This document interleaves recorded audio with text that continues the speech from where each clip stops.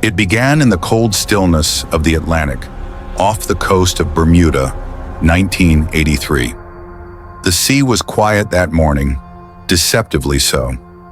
Waves rolled with the kind of rhythm that hides what lies beneath, and the sky was clear, giving no hint of what was waiting hundreds of feet below. The USS Venture, a World War II-era minesweeper, had gone down nearly 4 decades earlier, resting on the seafloor like a steel tomb. Its exact location was rediscovered only months before by sonar imaging, and the Navy wanted to know what was down there. The operation was simple. A team of 3 divers, trained in deep-sea reconnaissance, would descend to inspect the wreck and confirm whether it was safe for a recovery mission. Routine work, the kind they'd done dozens of times before. But as they prepped their gear aboard the USS Falcon, something about the coordinates didn't sit right with the crew. The site had been marked before, yet every time an expedition was scheduled, something delayed it. Weather, technical faults, unexpected changes. This time, nothing stopped them, as the divers, Lieutenant Daniel Ross, Chief Petty Officer Miles Ortega, and Petty Officer First Class Raymond Kearns, checked their tanks and comms. They were briefed by the mission officer. The goal: map the wreck, record footage, retrieve any visible artifacts, and return within 90 minutes. Straightforward. The ocean, though, is never straightforward. They entered the water at 0800 hours. Cameras rolled. The descent was smooth at first, visibility good for the first 50 meters. Then came the dark. Not just the absence of light, but the heavy, suffocating blackness that only the deep ocean can produce. The beams of their flashlights cut through the murk like thin knives, revealing flashes of life. Small fish, drifting silt, the slow movement of currents that hadn't shifted in years.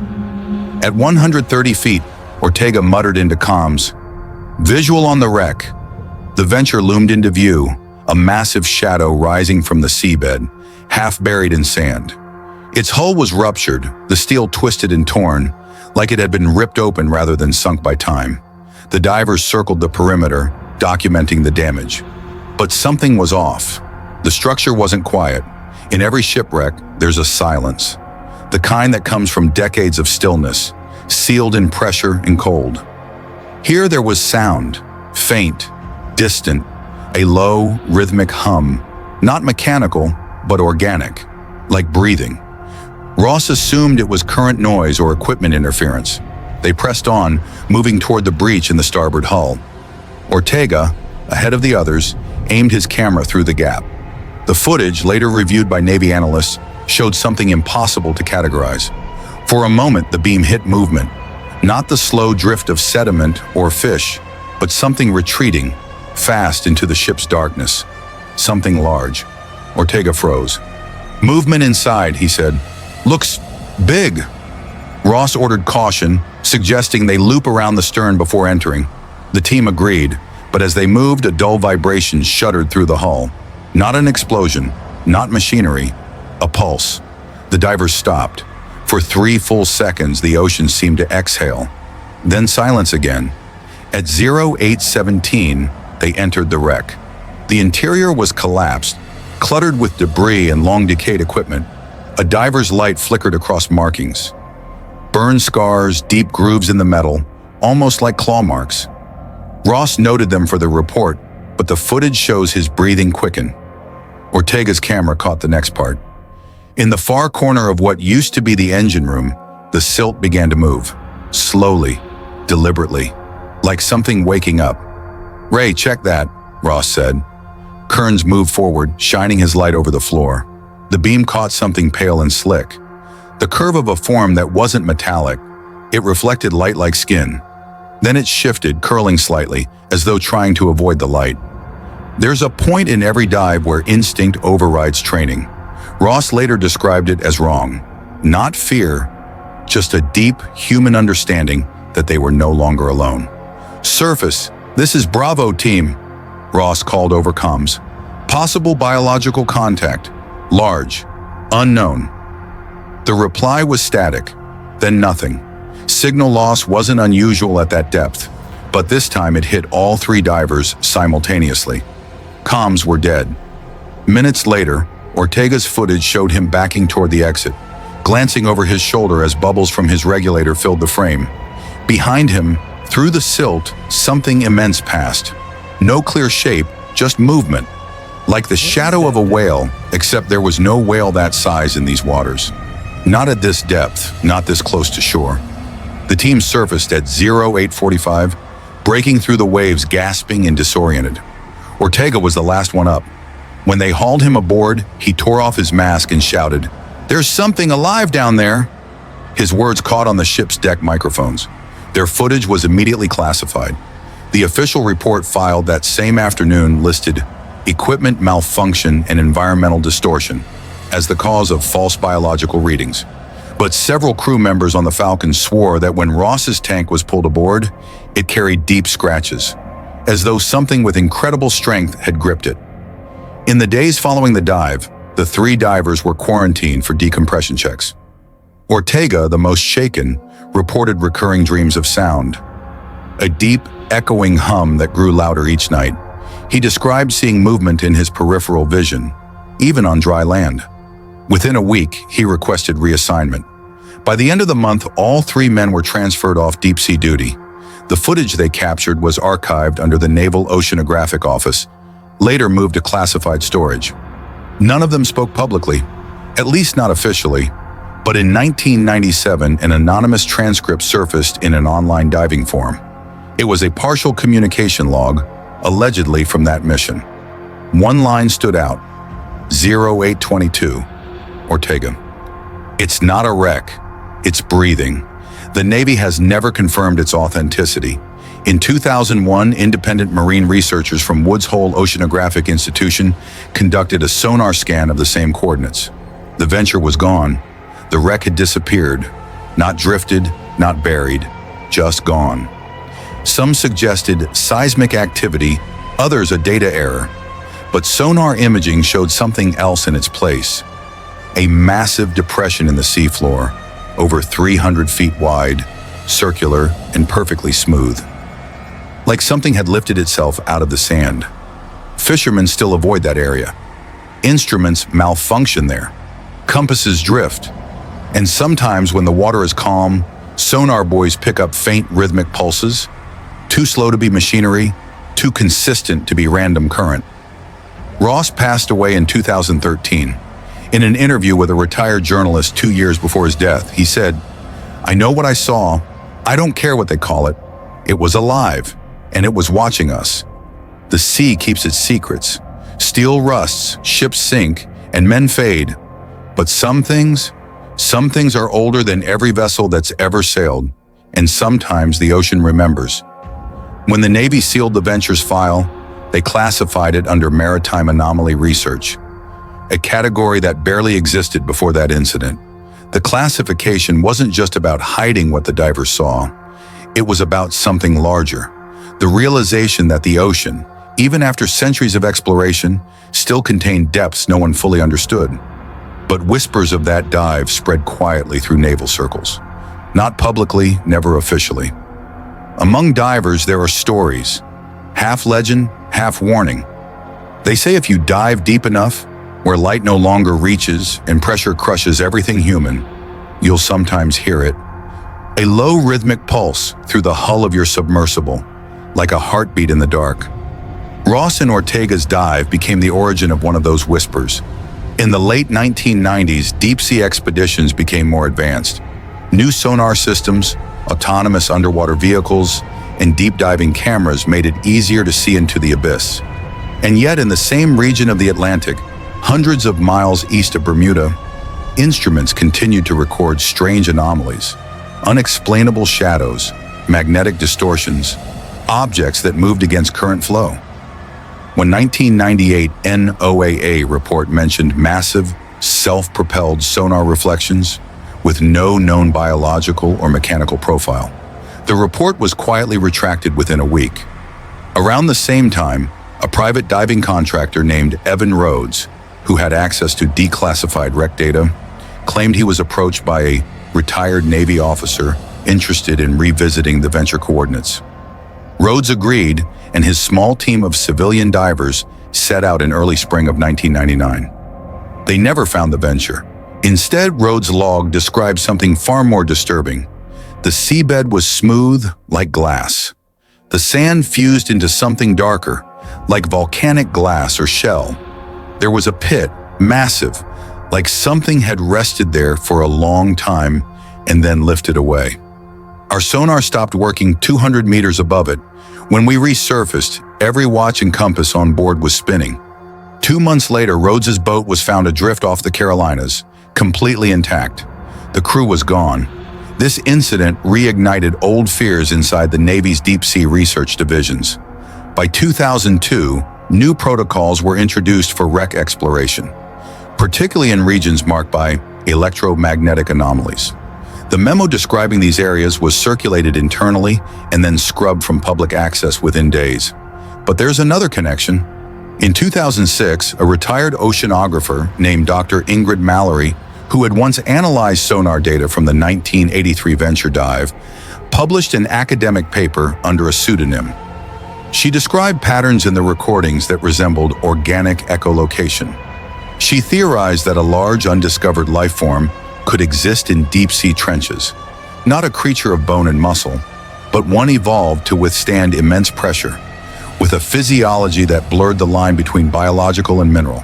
Her words were speculative, but her tone wasn't. She ended the paper with a chilling line. "The ocean floor is not as still as we believe. Some parts breathe." The paper vanished within weeks. Mallory resigned from her post soon after and left no forwarding address. Over the years, pieces of the Venture story surfaced again, never directly tied to official Navy releases, always from those who were there or knew someone who was. Crew members from the Falcon said the divers' helmets were stored for weeks after the mission, sealed and quarantined. When asked why, one technician replied that the inside of Ortega's visor had condensation patterns that didn't match his breathing. It looked, he said, like something else had touched it from the outside. By 2010, the case had drifted into obscurity. Urban legends took over. Online forums speculated about everything: giant squids, prehistoric leviathans, even remnants of naval experiments gone wrong. But the truth was stranger in its quietness. A few men, haunted by something they couldn't explain, in an ocean that erased every trace. Then in 2017, new sonar data from a civilian research expedition, Project Abyssal, showed a faint outline on the seabed near those same coordinates. The researchers assumed it was geological, but when they enhanced the thermal imaging, the pattern pulsed. Slowly, they dismissed it as a calibration error until it moved. The anomaly drifted 300 meters northwest and then vanished entirely from the scan. One of the project's lead technicians off the record said something that echoed Ross's old warning: "Whatever's down there, it's not asleep. It's aware." When you look out over the open ocean, it's easy to forget how vast it is, how deep it goes. For every charted wreck, there are hundreds lost forever, swallowed by darkness. But the Venture story endures because it suggests something unsettling, that not everything the ocean keeps is dead. Today, the site is still restricted. No commercial vessels are allowed to drop sonar or dive equipment within 20 nautical miles. The official explanation? Hazardous magnetic interference. Unofficially, Navy divers still talk about it, quietly in the corners of dive bars near Norfolk and Key West, where retired sailors swap stories too unbelievable to print. They all say the same thing: the ocean doesn't just take. Sometimes it watches, sometimes it waits, and sometimes it breathes. It was supposed to be a routine expedition. In 2024, nearly 40 years after that first dive, a private marine research company, Blue Reach Deep Systems, secured limited authorization to study the restricted Bermuda Quadrant. Officially, it was part of a geological mapping project. Unofficially, several members of the crew were obsessed with one specific mystery: the missing wreck of the USS Venture. The lead diver was Dr. Hannah Rourke, a marine biologist who had studied deep-sea acoustics for over a decade. She'd read every line of the redacted reports, the witness notes, even the declassified fragments of sonar recordings from 1983.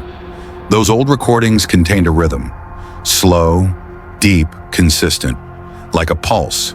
She wanted to know if it was still there. Her team consisted of 6 people, 3 divers, 2 sonar technicians, and a drone operator.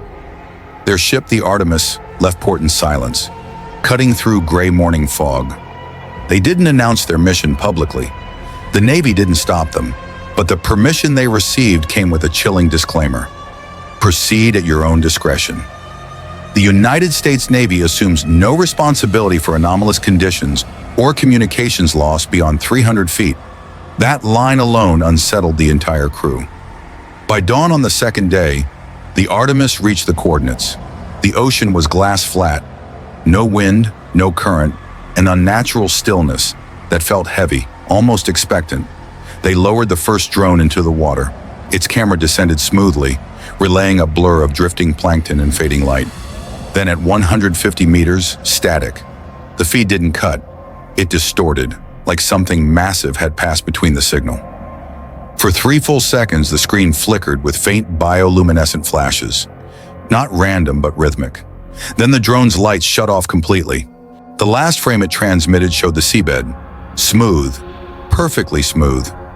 Dr. Rourke decided to go down herself.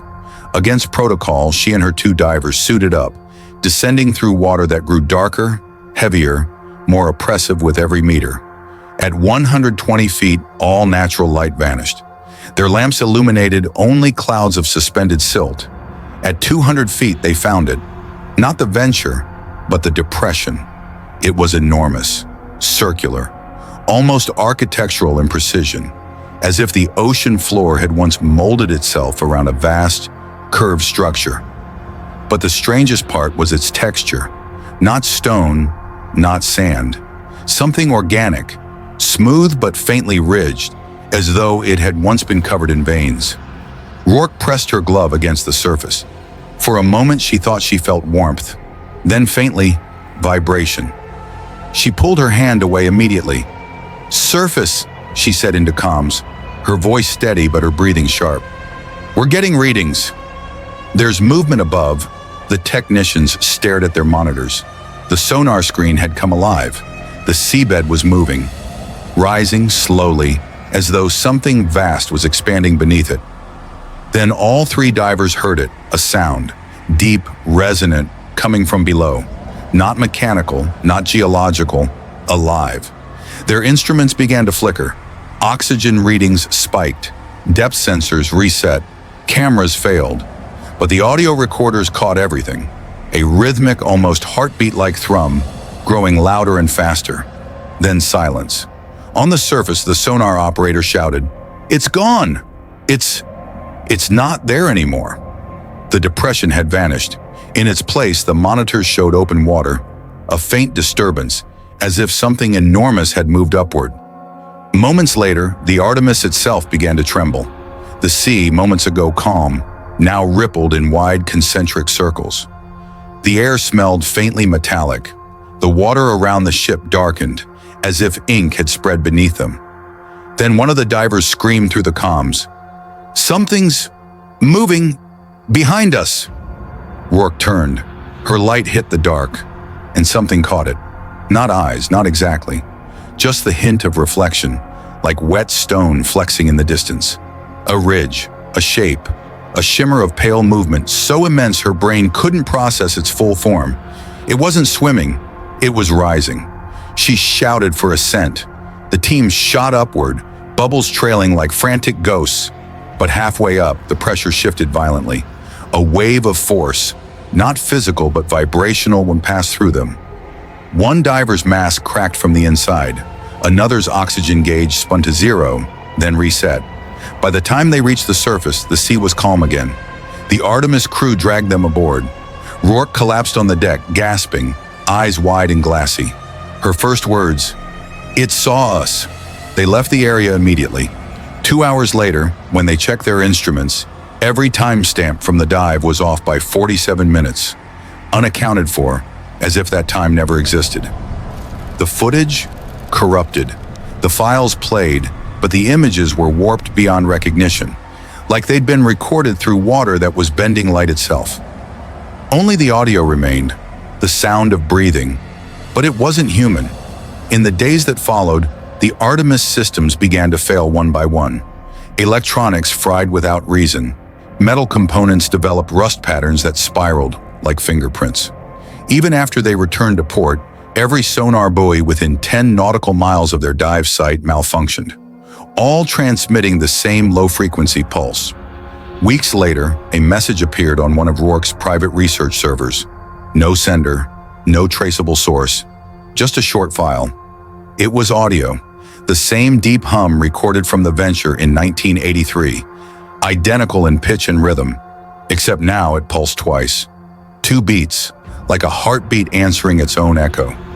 Dr. Rourke left her position 6 months later. Her official statement cited health and stress-related reasons. But in a private interview with a journalist friend, she said something far stranger. It's not a creature. It's not a ship. It's older. And I don't think it's gone. I think it's waiting. To this day, the coordinates remain restricted. No sonar, no dives, no communication relays.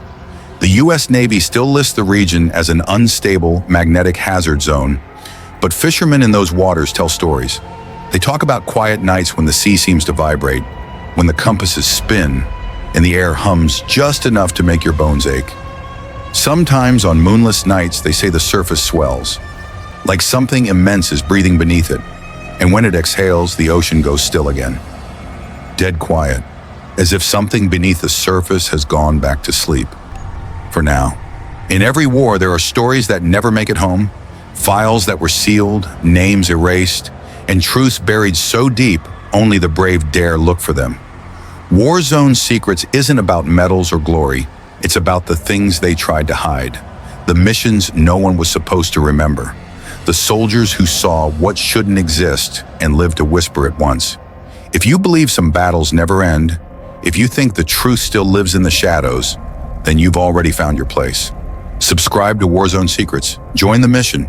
Hear what they couldn't say.